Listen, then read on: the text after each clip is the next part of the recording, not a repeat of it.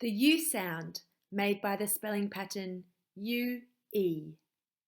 How many U words can you hear in the story?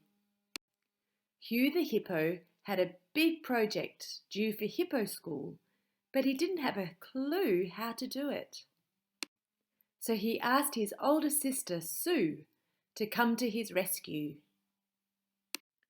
Sue told Hugh to get out some scissors and glue and told him to listen carefully and not to argue.